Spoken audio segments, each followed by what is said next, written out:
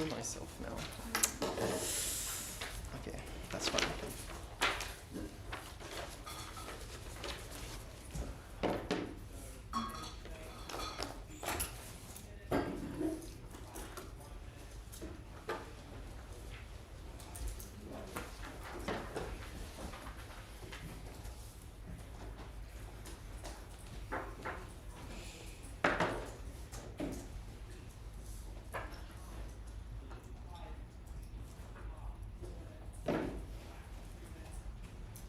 Civil wars can kill tens of millions of people in a country. When the desire for freedom and autonomy boils over, the best thing we can do is let them have it. I'm going to do 3 things in the speech. First, on setup. Second, why we reduce violence on proposition. Lastly, on the economic benefits of providing sovereignty. 3 points on setup then. First, what do these separatist movements look like? Note here, they stem from very strong cultural, religious, or ethnic differences compared to the wider state. They're very strong movements within these regions. They can also be very organized. They often start with a political party, for instance, which means they have very defined leaders and know what they want overall and very clear set out goals. But no, these often only occur when there are very few numbers of distinct groups within these countries. Just means that there's unlikely to be a very large amount of separatist movements that result from this. The reason why this is likely is because it makes for a far more clear distinction that means that you are willing to become a separatist movement in the first place. Second, when do these movements become significant? We just think it looks like when they have very powerful and very obvious leaders, or they have huge majorities of people in these regions who want to be independent. How do we give them sovereignty on our side of the house then? First, in democratic states, we can look at things like referendums in these regions to decide whether or not they want autonomy. But even in other instances, for instance, when there's ongoing conflicts, we're just able to negotiate with leaders. I want to clarify here, even in these organized structured, there are often competing factions within these movements, which means that the wider government has people who they can negotiate with, and they can often just choose the best people who are most friendly to their state, for instance, which means we can make reasonable choices that are not entirely going to screw us over. Before I move on to explain why we reduce violence, I'll take a point.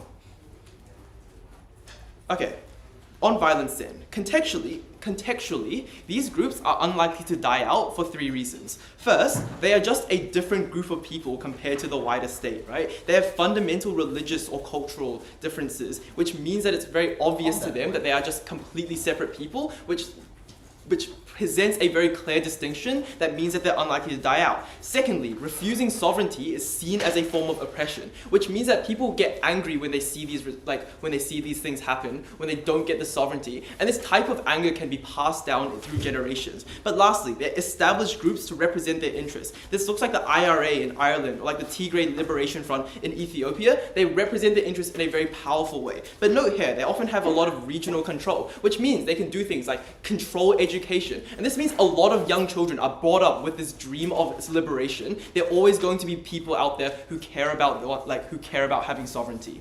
What is side opposition likely to do then to retain control over that region? 3 things. First, if they care so much about control, they just resort to oppression. And this looks like if there's a large amount of protesters, you just have to increase police presence and you just have to commit violence to shut them down because there's no other way to prevent these movements from boiling over. But no, pressures to crack down also exist just because they are seen as dangerous or deviate from the societal norm, which means that pressures on the government is to crack down on these people. Secondly, they want to dilute the political will of separatism. This just looks like flooding these regions with their own migrants to drown out the political will, and this can be harmful for a couple of reasons I'll explain later. But lastly, they want to portray the movement as illegitimate, right? They depict their leaders as irrational in the media, but they also just use the media to ignore the sentiments held by the average people and try to draw it away from how the normal person feels. How does this lead to violence for the wider state then? 4 reasons. First, movements feel unheard. The perceived oppression compounds year on year when entire generations grow up and die without being able to feel the freedom of controlling their own people. And these people are often just politically disenfranchised, right? That is part of the reason why they want independence in the first place. And so when alternatives to violence become unuseful to these groups, they turn to violence because that's the only way they feel as though they're able to get independence. Secondly, they develop prejudices against the wider population because it's hard to blame a government for the average person. But when you see more police cracking down on you, or you see more migrants wearing a specific religious clothing, or having a slightly different skin color to you, you associate all of your struggles with those groups groups of people and you associate the anger and hatred with them. Thirdly, violent responses they just have violent responses to state violence, right? Separatist movements are able to become more organized militarily when they're violently oppressed because they're just able to, unify the group of people together. But fourthly, it's tied up with your identity as a separatist, right? The movement grows year on year, and individuals commit more extreme acts overall when it's seen as an extension of your autonomy to be able to live in your own sovereign state. But note here, very few people are required to commit very large acts of violence, right? Like, it only takes one person to commit a car bombing. It can be very damaging for these people. What are the outcomes of this then? Firstly, there are just more acts of violence on a very micro level. What this can look like is the people from the wider country being a minority in these specific regions, and so they commit more acts of street violence against them. When they're being bet up in the street and unable to walk to school the next day, it's just really harmful for these people subjectively. And notice that this is more likely the stronger the state tries to reduce their kind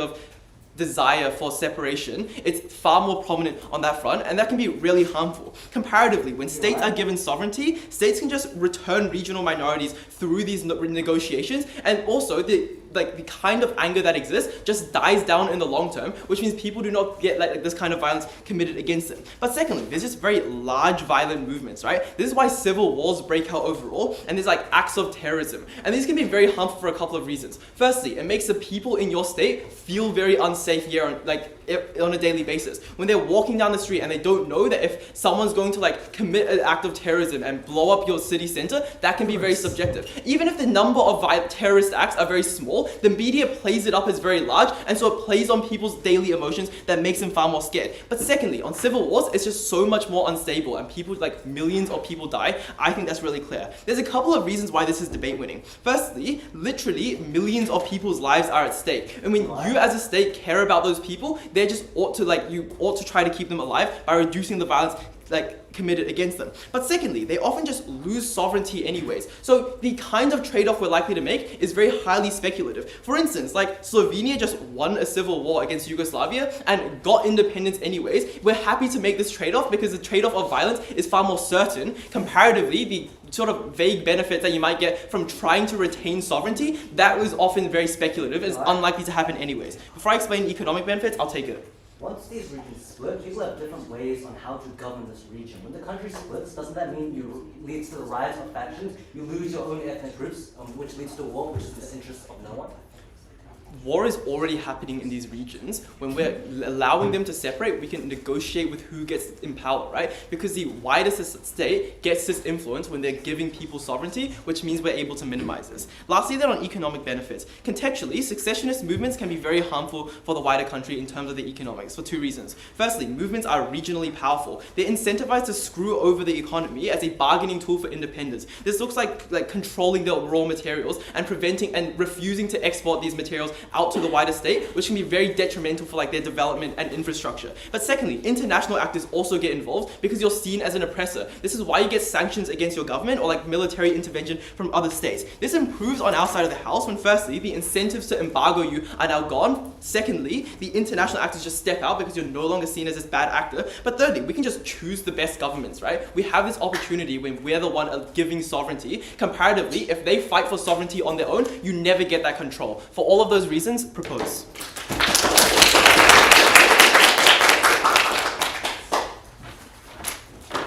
Thank you, speaker, for this speech, and welcome up first Negating.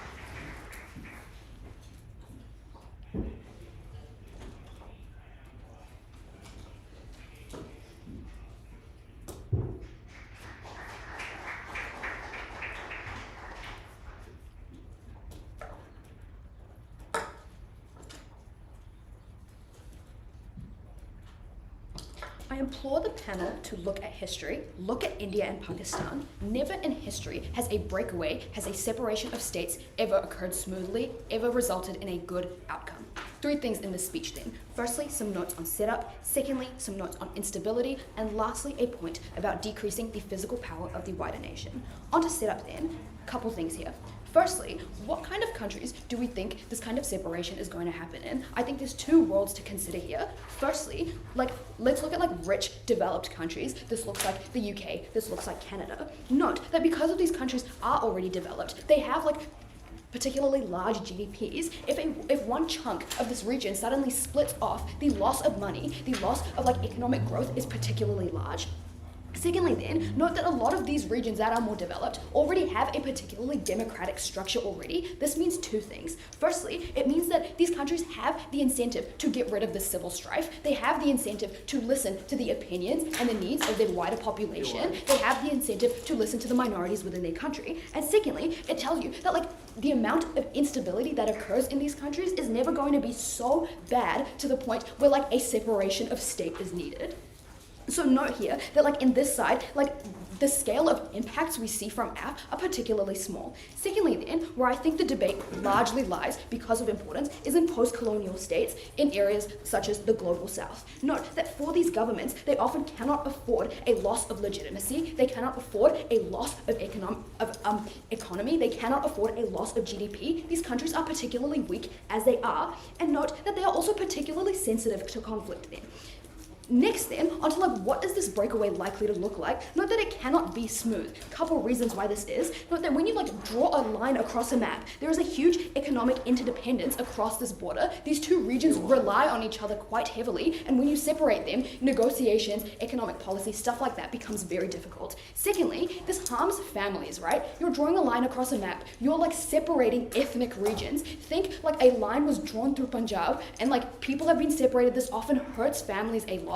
You separate people who are unified by one cause. Next thing, note that starting a new government from scratch is particularly difficult. It is a bureaucratic, expensive, slow process, and especially when you are in a post-colonial state that doesn't have a lot of money, that doesn't have a lot of capacity, this is extra difficult. And then lastly then, we hear from Bruce about negotiating with the leaders of these movements, about getting the best deal. I don't think there is much room for negotiation when an entire group of people wants to separate and form their own independent country. Where we get the most negotiation is in our counter model, where we propose that a better idea to better listen to the ideas of these minority groups are to have devolved governments. This looks like particular regions, particular ethnic groups having their own councils. Think Scotland is within the UK, but they still have their own parliament. This means 2 things. This means these councils have the power to enact their own legislation, and they're able to better represent minorities, better represent ethnicities that don't currently feel represented by the majority of their country. Not that this is why separatist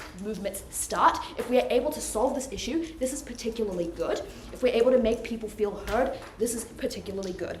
On to my first point then, about instability. What do you need to know here? Well, everything I told you at setup about how these countries are already particularly unstable, they're already in a bad condition. Why does the stability get even worse on our side of the house? Couple reasons here. Firstly, you are legitimizing separatist movements. If you suddenly let this region of your country separate, it tells the leaders of other movements that this is actually something that is viable. This is a goal that they can achieve. This means that these groups are likely to march forward, they'd be more aggressive in what they believe in. This sets an example that this is a possible goal. This isn't some far-reaching idea. Secondly, we tell you that it delegitimizes the already existing government, right? It puts out the narrative that this government is weak, that this government isn't able to listen to their people and do what is right. This is particularly bad. If your governing body looks weak and they don't know what they're doing, the people aren't going to stand by them. Next thing, we tell you that there's going to be a large amount of nationalist backlash, right? Especially in post-colonial states, where there is a large amount of nationalism due to feeling proud of your current independence. This is going to be particularly bad. There's going to be a lot of people feeling really angry about the fact that the state has separated from this wider region. This leads to a lot of things like racism. This leads to a lot of conflict on the ground, a lot of aggression between people of different groups. And then lastly, I've already touched on this slightly in setup, but partition is just generally painful, right? Ethnic groups are often separated across borders. This looks like families being torn apart. This looks like people no longer seeing their friends, their mothers, their fathers. This is really hard. And like this is particularly bad because when you are separating states, this border is likely to get enforced really aggressively because this new state wants to legitimize themselves. They want to seem as a credible, independent state. They're likely to enforce this border particularly hard. This makes this really, really bad. Couple impacts here then. Firstly, we tell you that you're going to get a vicious cycle of more regions wanting to secede. Once you like legitimize separatist movements, once you tell the entire world that governments are going to listen to you when you want to form your own state, we're simply going to see a rise in this form of action, right? This means you're going to get a lot more of these separatist movements, and then like this is where we can like co-opt a lot of AF's harms about like violence, about like not representing people. Secondly then, we tell you that on the ground, you're just going to get a lot more conflict, a lot of civil strife. Note that like just like a lot of people, because I already told you that there's like a rise in nationalism, a lot of people are probably going to dislike the part of the country that has separated from them, and this means that those like few individuals that are left over in like the country that has in the wider region are probably going to receive a lot of hate. They're probably going to like be like scapegoated, like be the victim of a lot of violence. These people are particularly vulnerable. These are people who have been separated from their families, have been separated from the people they are closest to, and now they are being scapegoated in their own country. And then lastly then, we tell you that you actually empower a lot of non-separatist movements, right? I've already told you that you're pushing the narrative that the government is weak, that they aren't able to handle their own country and represent their people. This means it empowers a lot of groups to step up in place of the government. This looks like an increase of violence. This looks like a lot of military coups. This looks like civil war. Because the government is seen as weak, people are likely to take this power upon themselves. Note that all of these impacts are particularly important for post-colonial states because they're already seen as having more unstable governments. They already have like a lower like position on the scale, right? Before I move on, I'll very quickly take that. If people are so prone to nationalism, why is the comparative likely to be these regional councils that people are just as likely to nationalistically dislike? It's unclear why people are going to dislike regional councils, as these councils are representing their people in post-colonial states that are usually multi-ethnic. They're probably going to have councils representing their ethnicity. It's unclear why someone would dislike a council representing their own demographic. Onto the decrease of physical power then. I've already told you the countries that are most affected by this are post-colonial states.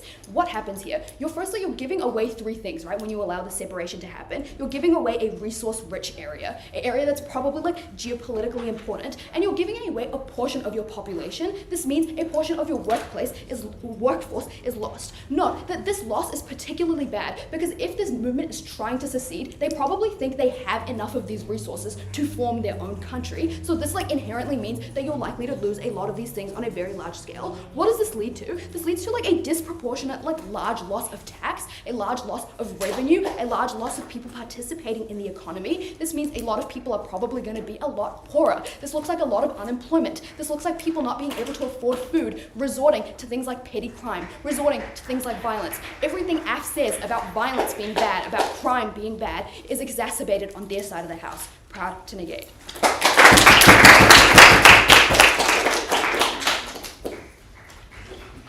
I thank the speaker and welcome our second act to continue the kid's case.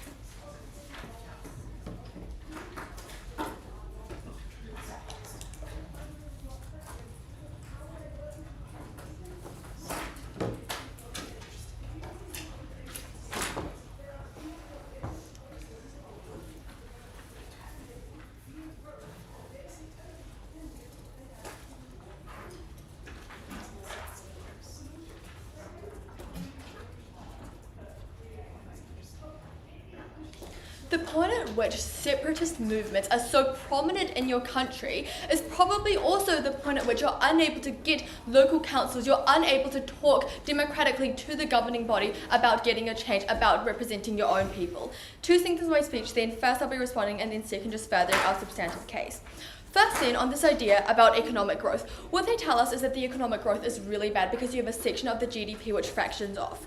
The first response to this is that when you have these democratic states with these high GDPs, the desire for separatism is also really low. Why is this? Because in democratic states, you usually do have a good representation of people because people vote for the parties they believe in. Like in New Zealand, you have quite a diverse representation. Because of this, you're unlikely to have a separatist movement that is so unhappy with the state that they want to section themselves off and gain their own sovereignty. But second then, the economy is probably just a lot worse on the comparative when you have internal turmoil like half of the year because there is civil unrest, there is instability within your region. That's when your economy gets worse. It's not when you have like a new sovereign nation. Moving on then about this entire idea of having like a democratic thing that now listens to you and setting up a local council. The first thing on this is that if they want to tell us that it's hard to set up a new government because it's bureaucratic in a new region, the same thing applies to setting up a local council. It's probably just as hard and you need as many resources to do so. But second of all, these local councils probably aren't that desirable for people within these regions. Why is this? Because the councils will be set up by the governing body. The governing body is the actor that these people are unhappy with. The reason that's why there are these separatist movements. Setting up these local councils are just going to reflect the views of the governing body. This effectively does nothing and it just isn't representative. That's why they can't claim that local councils are going to be very helpful. Before I move on, I'll take your point. Okay. Moving on. They then tell us that there are going to be more separatist movements because you send this signalling effect to other countries. First of all, this is just really unlikely because note that for there to be a separatist movement, there needs to be significant support, which means that you have to gain a lot of traction. What this looks like is that you have to have a significant divide between these ideologies in your country. The first response to this is that it's just really unlikely. There are only countries that have this probably will want to do this anyways, but especially in a multicultural, really diverse nation like New Zealand, people are unlikely to split up into the separatist movement. That's why you're unlikely to have this huge signalling effect. But second of all, I think that if it is such a serious divide within your country, it's probably going to happen regardless if it happens across the world. Maybe it's something that incentivizes a movement within your own country, but this is probably a good thing when it happens because A, if it gains enough traction, you probably just get the sovereignty without a war. The reason why this is good is because when you do have a war, you just get the same outcome at the end. They gain power, but you've gone through all of this turmoil. People have gotten killed. That's really bad. But also B, if it's just such a big divide, it's probably a good thing that now these minorities get their own representation. They're able to live in a state where the governing body actually cares about them and supports their personal ideologies. Then they tell us that the governing body is going to seem really weak. This just isn't true because they're probably going to seem a lot more weak when they refuse to give sovereignty and instead want to enter a civil war where they are seen to be struggling. This is happening in a lot of Asian nations. That is a really bad look for their country. But also second of all, when they can't represent their own country and their own views to the point at which there is such a separatist movement that's gaining so much traction, they probably are just weak. It doesn't matter if there's this narrative or not. Then on this thing about capacity for violence, this deals with the material on there being civil strife. I think when the separatist movement is within your region, that's when they have a greater capacity for violence. That's when civil unrest is perpetuated. But how does this happen? One, when you don't give them sovereignty, they're within your country, you don't have clear borders. What this means then is that they're able to basically commit acts wherever in your region. Comparatively, when you give them sovereignty, they are now a separate nation. What this looks like is that maybe you steal from your sister's wardrobe, you're in the same household, you're in the same family. This is a lot different from you breaking into your neighbor's house and stealing their clothes because you're separate entities. But second of all, when you are a sovereign state, you just have less incentive to commit this violence into this other region because one, is really politically difficult, but also second of all, you have your own sovereign nation, you're able to do the things you want. There's no reason to go against your own original country. But initially, when you're still in this region, when your separatist movement is still within this state trying to gain sovereignty, this is really really bad because they're able to draw from your military. What this looks like is they can probably take your artillery, they can steal your weapons, they can take over your troops, they get a lot of people within your country attracted to this. That's when you have them with more power, more resources, and more capacity to stimulate civil unrest. That's really bad. I think overall, when you just don't give them sovereignty, you force them to fight for it, you get a lot of bad processes that eventually just lead to the same result. That's undesirable, but also you just give them more capacity to do these bad things when you refuse to give them the sovereignty. Moving on then about this entire thing about losing sovereignty. I think when you have a separatist movement that doesn't have sovereignty, it looks like a lot of instability, like I've mentioned already, but also a lot of external nations are likely to become involved. Why is this? One, because they might have ideological or different religious reasons, but also second of all, there's economic reasons. Maybe they just really want the oil in your land. Third of all, maybe it's territorial reasons. Maybe they feel they have a rightful claim to your land because of historical things that happened. For example, Eritrea deciding that they really like Ethiopians, or maybe they just stay there. But also, what does this mean? The impact of this is that these countries are going to lose sovereignty in the long term. This is even worse than just giving up the sovereignty to a separate region. Why is this how does this happen? Because one, when you have external involvement, like the Yemeni Houthi rebels in Israel, you probably just have this, and it means that they're able to gain traction within your country, they're able to do things. But second of all, this is just a really bad situation for these nations, because when you have external actors, it just looks like a whole lot more resources being piled into your country to do bad things to your people, more civil unrest, more violence. There's more danger of you walking on the street and being shot. That's a really bad thing. But that is to say that when you just have more resources, they also have really bad incentives to act on.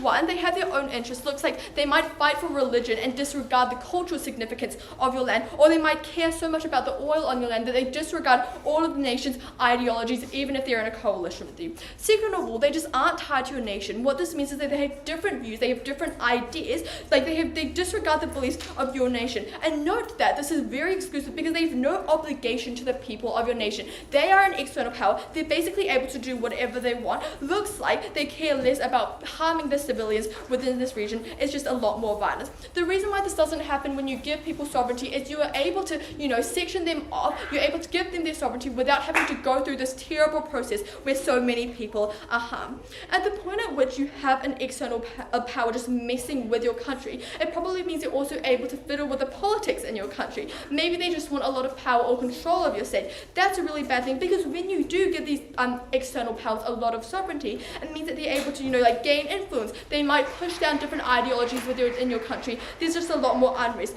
But also, the people living within your nation are now don't feel as represented, because maybe this is an external power that's influencing your government. That's a really bad thing. At the end of this, then, it's pretty clear that you having a democratic local council simply isn't going to suffice when people have such a big divide that the separatist movements have so much support. It means you should probably give it to them so that these people are able to live a better life, but also it means just that everyone else who is within this picture isn't impacted by these terrible harms which come from civil unrest, which come from a lot of harms within your nation. Because of this, so proud to affirm.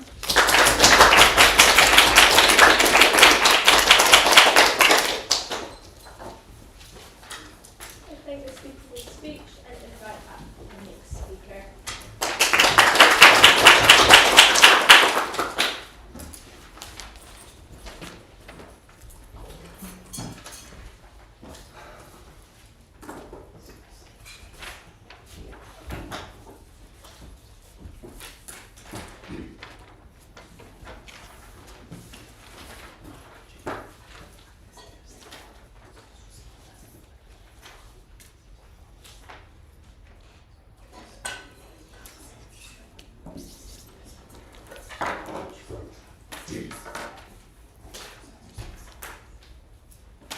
Cool. We good to go? Cool. Panel, sense check. Not every country in the global south is a homogeneous ethno-state. The reason why they haven't been able to name a single example of this going well is because they're fighting the laws of history, they're fighting against logic itself. 3 things I want to touch on in the speech. First, why do they keep on fighting? I'll show you why this is just simply untrue. Second, I'll show you why they get more political instability on their side of the house in both the short and long term. And finally, I want to touch quickly on the point on economics, which I think is largely unresponded to.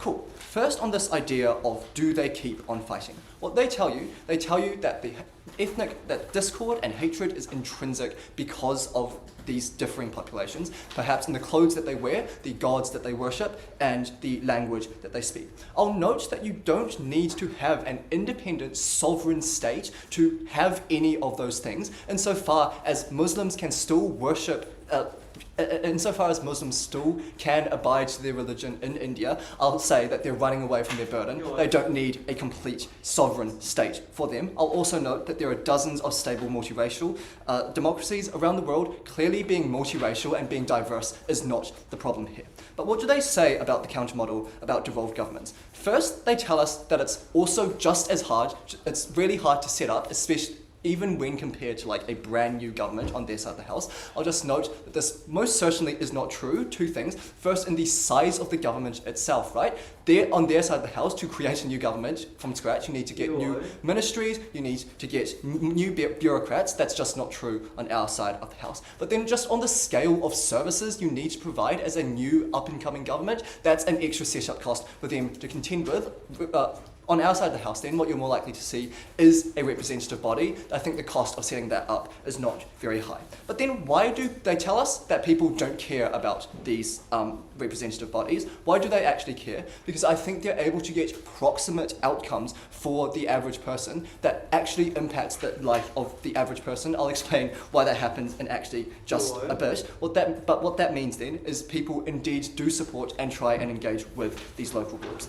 The reason then, the third thing to note here then is that there is an incentive for the majority group and the government to decrease the amount of instability in the country, right? To be absolutely clear, if they can recognise that treating minorities badly is probably bad for stability, we can also recognise it, this government can also recognise it. What that means then is they're likely to make concessions to these minority groups. I think they admit that themselves. That means even if these groups are toothless and are only advisory in character, they still get things happening for the average person. That looks like dialect laws in India, where classes have to be held in native languages. What that means then is they retain independent culture.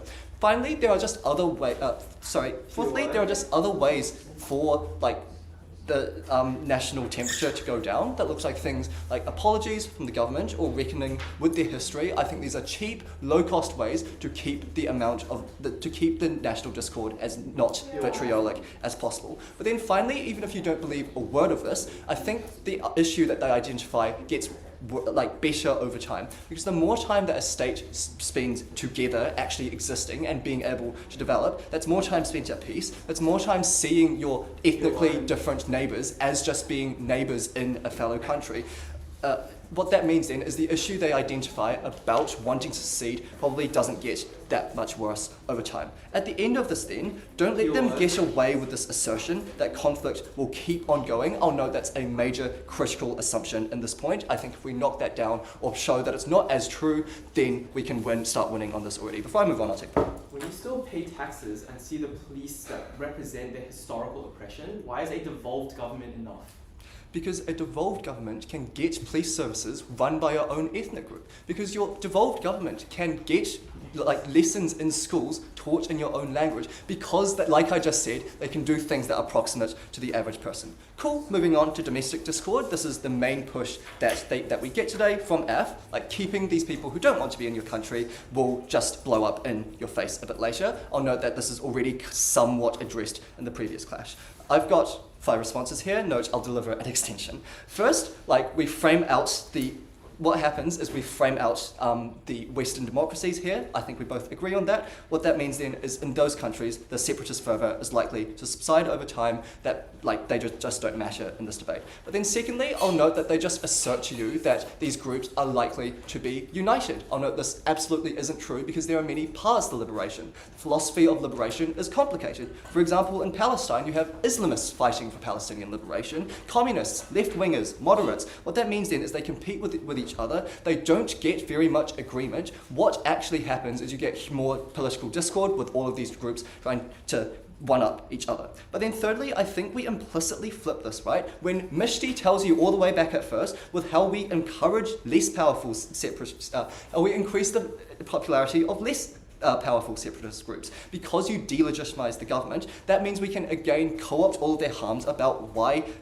separatist groups are really bad in the first place. But then I'm going to move on to my extension about how the breakup of this country is likely to be really, really horrible in the short term, and that looks like violence, conflict, and war. Why is this really going to be horrible for post-colonial states? 4 things here. First, just the racial hatred that probably reaches a fever pitch with secession and all the conversation that goes around that. Then secondly, uniquely, the really unclear borders that this new state has to leave behind. Note that they don't challenge us at all, right? Bruce says that a referendum will happen, unclear what the threshold is, unclear if there's going to be like 25% of people who don't want to be in this country at all. Thirdly, I think you get a weak government. We've already explained this, but that's more opportunity for people to come into this power vacuum and take advantage. But then fourthly and finally, I want to flip what Second Aff says about foreign powers. What in this kind of situation, a foreign power who wants to knock the rump country down a peg are more likely to take a bite out of them. It looks like arms sales,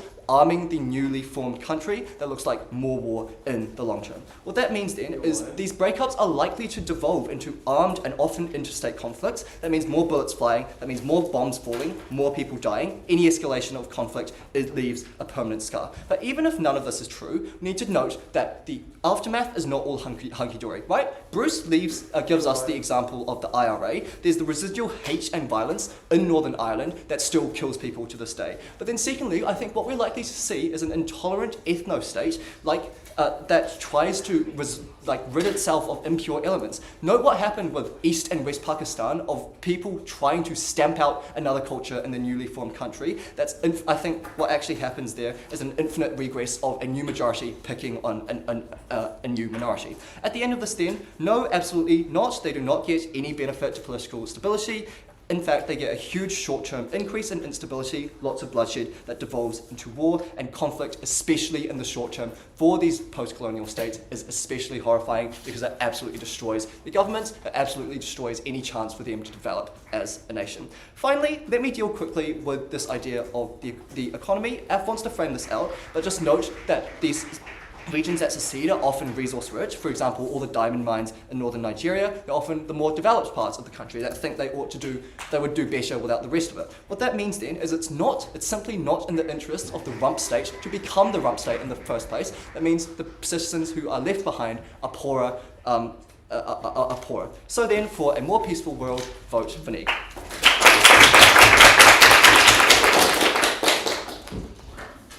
Thank you, speaker, for your speech, and we'll go to third.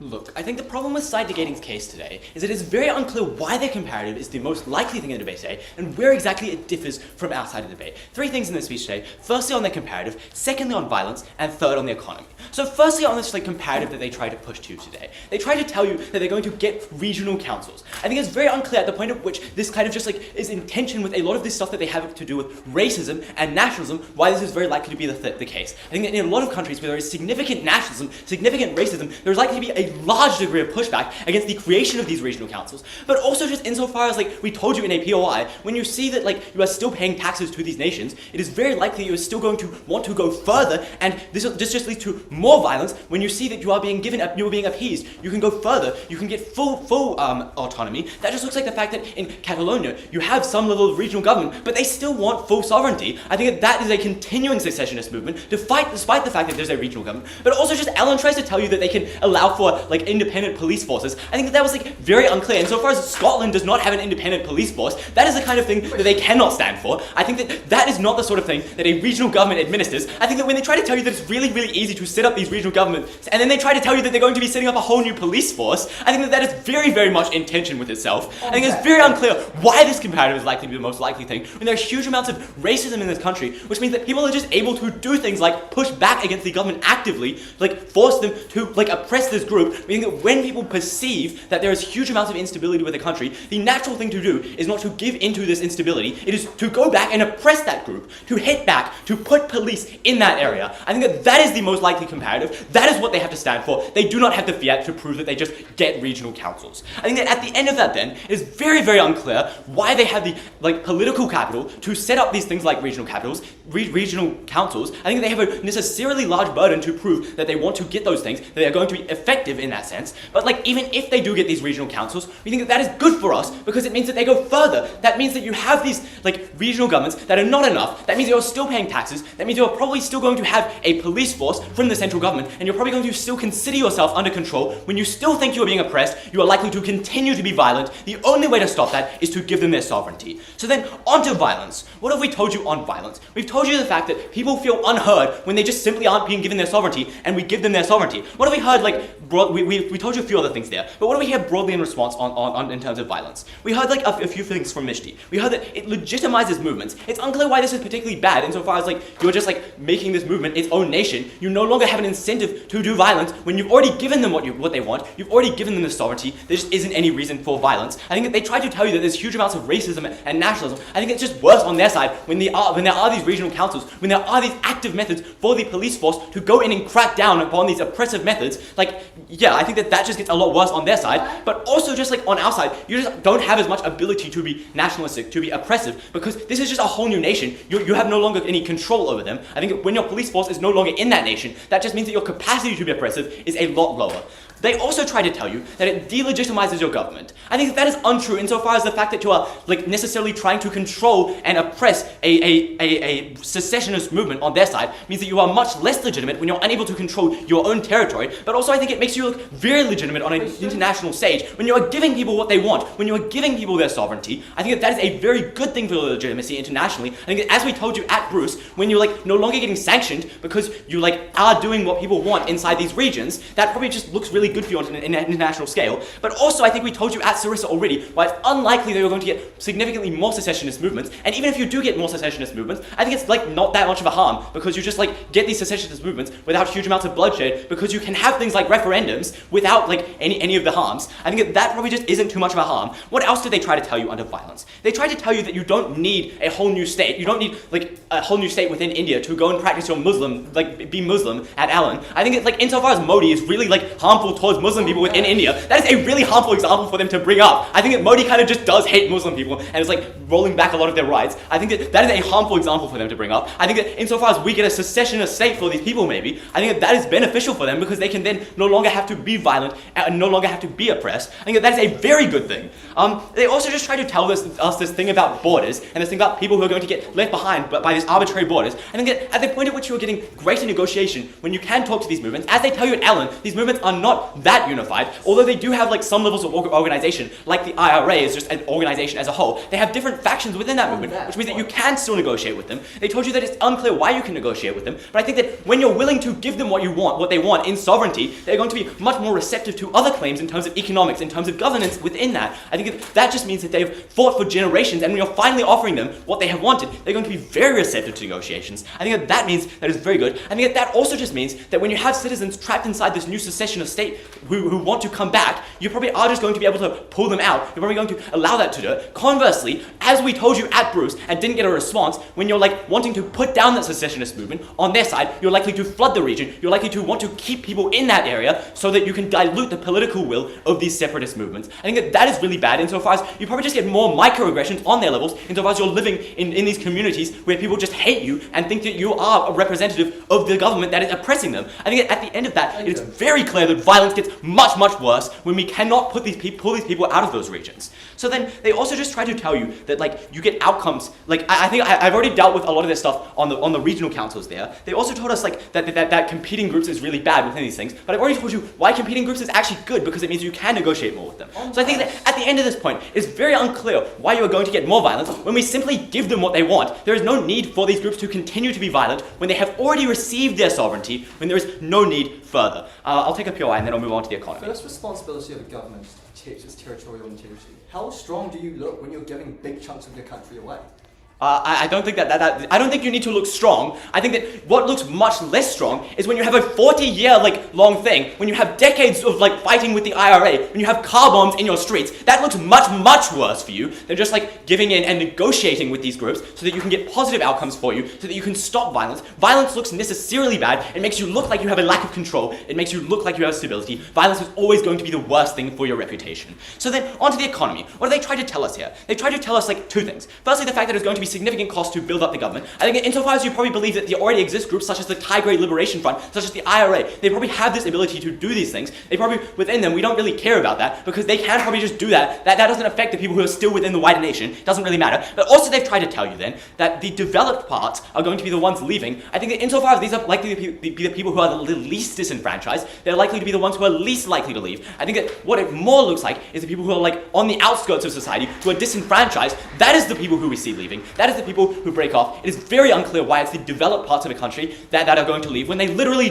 frame out the developed world. I think that is the point at which that argument is extremely unclear. But what we did tell you still stands under the economy. We told you that when you literally just don't have those groups doing civil disobedience anymore, that means that you can access your resources. That means that your roads are no longer blocked. That is really, really good for your economy. But also they just try to tell you that you lose some of your GDP. I think that doesn't matter insofar as you have a higher GDP per capita, insofar as you are no longer getting these civil disobedience, insofar as you can focus your development on the people who are not actively committing violence and instability. But also we just told you, as has been unresponded to, that you get less international sanctions when you're perceived as a good actor who's willing to do what people want. I think it's very unclear why they get the countermodel at the end of the day. It's very unclear why they fix violence ever when the comparative is them oppressing people. And I think that we get better outcomes for the economy as well. Stand with ACT. Let the secessionists have what they want.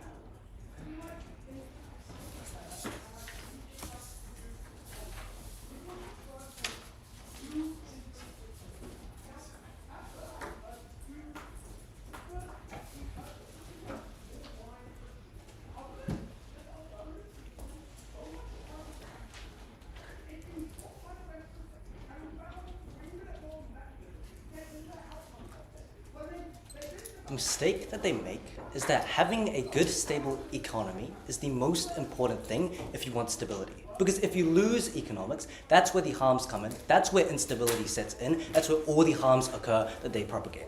Here's how I'm going to win this debate. Firstly, I'm going to show you why economics is extremely important. I think insofar Bruce started his second point at 7:25, I think if we win on economics and show you why it's more important, well, I think we win this debate. But then I'll also show you, I'll also talk to you about civil instability, etc.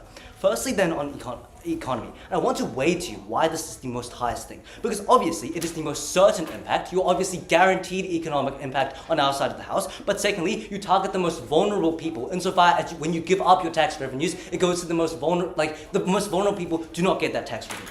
What have they told us then? The first two mecs that they gave at Bruce was that one, there's no incentives to embargo you anymore, and that international actors will pull away. I want to flip this claim first. Firstly, we tell you, when there is instability, it legitimizes a lot of these movements, a lot of these separatist movements. What that means then is that insofar as these legitimist movements have a lot of resources, they have a lot of capital, they have a lot of things that a lot of these other countries want, it means that these countries, for example, Russia, China, USA, they're more likely to invest in these countries because they want these resources as such. This looks like, for example, the fact that a lot of people like Iran backs a lot of the jihadists and sell him Africa. What that means is that we flip their claim, because on our side of the house, you get more, when these movements get legitimacy, it means that more investment goes to them, and as a result, that's extremely harmful, because what that investment does then is it creates a lot of war, as I'll move on to later. But secondly, we'd say that they pull away in the comparative, a few reasons here. Firstly, we told you that GDP goes down at Mishti. The only thing to say here was that GDP per capita and stuff would just increase.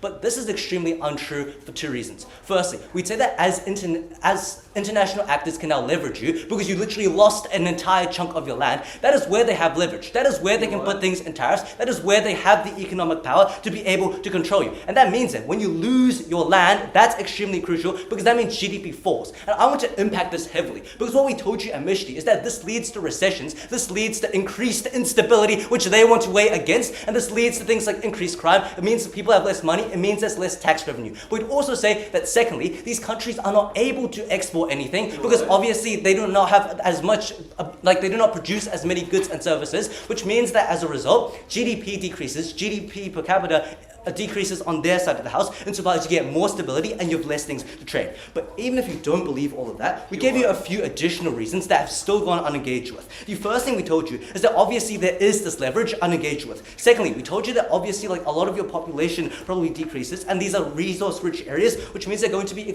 a lot of investment. The only response to this was that Sarissa was just, listen to this language. They tell us that if these are democratic states, then it's unlikely that these separatist states aren't happy. We'd say that's an extremely good thing, because if they are unhappy, that means they get all the economic benefits. Sarissa also gave an assertion that the economy is just a lot worse, but this was never mechanized, so we do not think that stands. Okay, then let's talk about the setup costs, because what they say, Jacob pushes back at third and said that they're likely going to want more power. But the problem here is that it is a capacity problem, because Alan told you that you need new ministries, that you need new services, that you need new buildings, and you need absolutely everything. Note that a lot of these places are probably war-torn, and what that means is you need a lot of resources to actually set these councils up. What that means then is that even if they have the incentive to set up these things, they do not have the capacity insofar as these are developing countries. That's extremely harmful, because that leads to instability when you do not have the capacity to start up your own ministries, to start up your own police force. We'd say that therefore it leads to a lot more instability. But secondly, we'd say that in the comparative then, you can now set up a lot of your resources. Because, for example, England provides a lot of resources to Scotland, it means that it can set up a lot of its own roles. But finally, even if you do not believe all of that, we get all the economic stability on our side of the house. Because when you do not separate from your state, when you do not have to restart your entire economy, that is when you have the resources to bargain, that is when you have the resources to create your police force, etc. At the end of this clash then, you have to weigh on stability. Because on our side of the house, economics is an extremely important thing. Insofar as you lose your entire land, and insofar as I haven't engaged with a lot of our elements, we get a more certain benefit. Because obviously, you are giving your productive lands away, and this impacts a lot of the most vulnerable people. At the end of this clash, you have to believe that economics weighs above every single thing else, because their side, when they are separatist movements, they lose economic capacity to create a lot of ministries, etc. That leads to instability. Comparatively, you are able to fend them resources insofar as you are a democratic state, which means they're able more so to create a lot of their things. Before I move on onto instability, I'll take that POI. If your version of a devolved state is one that has independent policing, education, and markets, and the only difference is that you have to fund a separate autonomous region, why do you get any of these economic benefits? Well, the first thing I'd question is why, in the comparative, who is going to fund your secessionist movement? I'll move on to this, into instability. Okay, into instability. Why does violence currently not exist right now? They say that you're going to do things such as be irrational in the media, they resort to oppression, they do a lot of things like dilute views. But we'd say here, the incentives of the government are unclear, because obviously, if these are developing countries, obviously they need a lot of money, they need a lot of capital for expansion. What that means is they do not want to be seen as bullies, they want to be seen as people that are probably relatively nice, and that means they're going to do things such as good control. But even if you don't believe that, we'd say that there's a capacity issue here. These are developing countries mostly in which all of these civil conflicts are won, and they're extremely poor. That means they need trade on our side of the house, and the only way you're able to do that is if you get a lot of these devolved economies, is if you are able to not get leveraged by the USA, because now you have an entire chunk of your land removed. This looks like, and this means, and this responds to Jacob's POI, we'd say that therefore in countries like Scotland, it means that people will like it, because now they get empowerment over their own system, but the fact that they have economics help, because they aren't like completely separated from this movement, means that they're able to grow, means that they're able to trade, means that it's extremely good insofar as they do not have to fight a war as well. But let's analyze the comparative, because Jacob says that these countries have no incentive to care anymore. 5 or 6 reasons then as to why violence gets comparatively worse. The first thing we'd say is that a lot of these leaders of separatist movements can empower a lot of citizens. This looks like the fact that you have a strongman image that you're perceived as winning. That leads to more war, as these ethnic religious tensions probably still exist in both sides of the country, which means you get more war. Secondly, we'd also say there's likely going to be the rise of terrorist groups. This looks like, for example, Kurds siding with the SNA in Syria. This looks like Igbo in Nigeria. What that means is that insofar as there are a lot of factions, it likely leads to more instability because you have more terrorist organizations as such. Thirdly, we'd also say that you have a lot of hostages in a lot of these countries, right? Alan gave you a beautiful split telling you why when the partition is done, you likely leave a lot of ethnic groups on either side. When you have to return them, that leads to a lot of hostage work, and that obviously leads to more instability. When you want your hostages back, that is when you have to do things such as bargain, that is when you have to do things such as fight. But even if you don't believe that, we'd say that there is going to be internal instability within your own country. Because when people are seen, and we can use Bruce's mex about media irrationality, they feel like the government is not treating it towards them, the government is stealing a piece of land away from them, that leads to internal political instability, and we weigh that highly. But finally, I just note some of the responses that we never got, like a lack of responses that we got from the opposition team. We told you that there are things such as nationalized backlash. We told you things that the partition is extremely painful for a lot of these ethnic groups. They never gave us any responses. Jacob says this isn't the tipping point, but we'd say this is the tipping point because now you're able to use all the mechs that Bruce talks about to exploit a lot of people. We win on economics, but even if you don't believe that we win on instability, you ought to weigh on economics. That is how we win this debate. The speaker for this speech and Bruce first the speaking order, so I invite up the neg reply.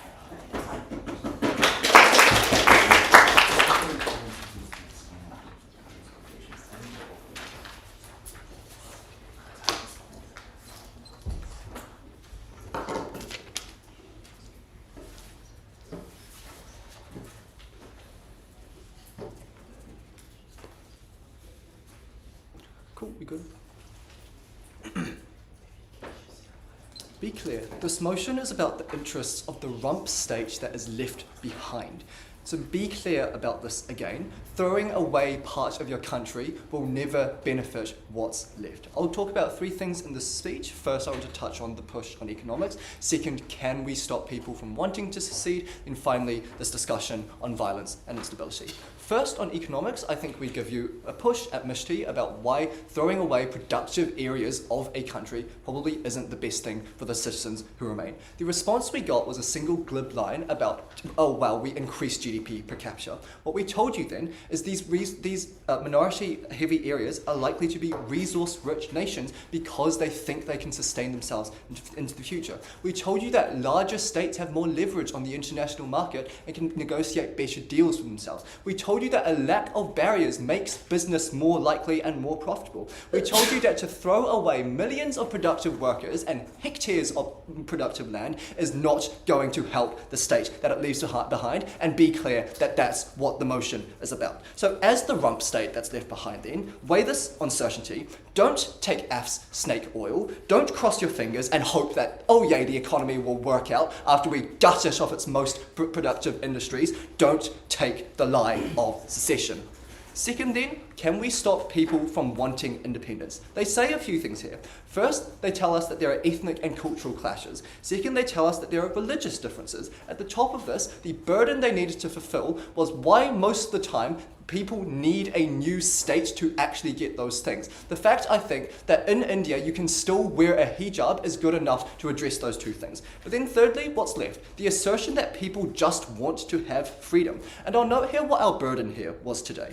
Our burden was not to show that we solve discrimination and hatred forever. Our burden was to show you that there are off-ramps to make this less bad over time. That's what these councils are supposed to do. That's what devolved government is supposed to do, is to give people the belief and ability that they are influencing their own futures. But what else did we tell you? That governments can give out apologies and reckon with their own history and have an earnest conversation to diffuse some of this hate over time. Thirdly and finally, uncontended with, the basic recognition that oppressing people horribly probably makes your country less stable and, as Ceresa points out, makes it more likely to be sanctioned and have bad things happen to it. So the range then of there is a range of other things that you could be doing instead of total sovereignty. That's the burden they didn't actually meet today. Why am I yapping about this still? Because weigh this on two things. On time, the will and political capital to secede decreases over time. You should care about their impacts less because of that. But then second, just on the pain of a border war, the vitriol against minority groups that they stir up is something that will last forever and will scar people's lives forever. Great. Last, on violence and instability. I'll just note at the top of this that all the benefits that they give to you are speculative. It's unclear why allowing a whole group of people to leave your country and make your country look weaker will actually inspire much confidence in the central government. What that means then is we have speculative, fluffy harms about like less oppression at home, less instability. But then weigh this on the most certain and tangible impacts. We have a weakening central government that no one respects, least of all terrorists, least of all people who are trying to take advantage, least of all foreign powers. But we also just have more, like secessionist movements, right? They can whack a mole, that makes two more spring up, that means we can co-opt all of their benefits here. So at the end of the day, I think we can show you that for this rump state, throwing away their most productive areas is never good, but particularly for colonial states, to have a state in the first place instead of a million different ethno-states is the most important thing in this debate. Proud to protect vulnerable people, proud to be on net.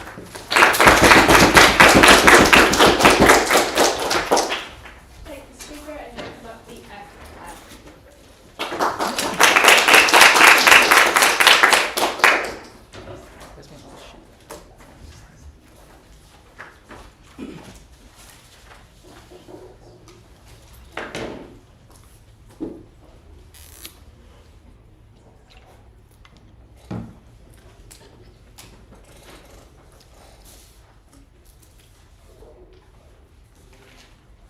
Nine regions in Africa are currently undergoing civil conflicts because there is a strong desire to have secessionist movements. If you believe that this debate is likely to occur in the developing world, you believe that violence is already happening. The solution was never to create a devolved state. I'm going to talk about three things in the speech then. First, on civil wars. Secondly, on sovereignty and the economy. And lastly, on other unrest and cultural divides that exist. Firstly, on civil wars then. I'm going to start off this clash by explaining why it's the most important point in this debate. Firstly, the economic impacts occur as a result of violence. That was material Ceresa gave you about other countries stepping in, or about the people, holding industries hostage during the war. That can be incredibly harmful to the economy overall. But secondly, I just think there's a lot more tangible harm that's actually going on right now. And that's that millions of people are dying. When there is the type of hatred that's going on because states are not being given the right to sovereignty, that's when we get mass massacres of populations committed by these liberation armies because they have an immense amount of anger held against the state. That's the kind of violence that's likely to occur on their side. It was always going to weigh more highly. What did we tell you here then? Whoopsies. what do we tell you here then? Firstly, was that anger and violence occurs as a result of refusal of sovereignty. And this was really important in this debate because of all the mechanisms we told you from first about how this plays off each other, how it develops down the line, how the kind of regional control means that it gets entrenched into that group of people that they ought to have sovereignty. That was material that was never responded to. What did they tell us instead then on civil wars? Firstly, they told us that they're able to empower citizens by keeping a strongman image. But the only reason a strongman image was important was when you wanted succession. When you wanted to separate yourself from a state, that's when you needed to unify. These strongman images were never about, increasing the influence of these oppressed minorities. It was just about having their own freedom. That means that they're never able to get this material in terms of why wars are more likely to happen on the comparative. We think civil wars are just far more prominent and they're far more likely, and that outcome is way worse. Secondly then, on sovereignty and the economy. This was the biggest push from side opposition, and they told us a couple of things. First, that you lose a lot of land, and secondly, that you lose a lot of you just lose a lot of legitimacy when you when you give away a large amount of your land. What did we tell you instead then? Firstly, the harm to your sovereignty was also likely to happen when other actors are likely to get involved. And they were always likely to do this because they see you as a vulnerable state when you're undergoing civil conflicts, but also just that they see you as a bad actor when you're holding your other populations hostage, when you get sanctions from other countries, and when the UN doesn't want to impose sanctions against you, you're never going to get that kind of economic freedom that's likely to occur. But secondly, the economic harms happen anyways. If you believe that they're going to have a devolved state, we think these markets are just separate to the extent that they want to claim. I want to specify here that their model, I guess, of a devolved state was very uncharitable and kind of silly, insofar as you believe that their devolved state is one with so much independence that they're just going to have their own police forces, have their own markets. Then you just believe that we're basically giving them sovereignty. Alan also here knifes this case in reply when he says that larger states have the best negotiating power on a global stage. And what this means is it's all our material we told you, that it's unlikely that it's going to be the most wealthy regions that are the ones that are going to leave. We think the economic output on these people were always going to be low. Lastly then, on the unrest and culture that we kind of get. The push from side opposition here was that the creation of the sovereign state is highly messy. There's a couple of reasons why this wasn't true. Firstly, we think the negotiations were going to be fair insofar as we gave them the incentive to negotiate by saying we're going to give them sovereignty. The impacts they gave were border wars and people being divided, but that was always something we could change. The alternative you believed in was the material we gave you all the way from first, that the kind of ethnic hatred that builds within these groups of people leads to active violence against these groups of people, right? When your people are being bet up on the streets in another region, what you want is to get them out. We can do that by providing sovereignty, because that's when the negotiations happen for all those reasons proposed.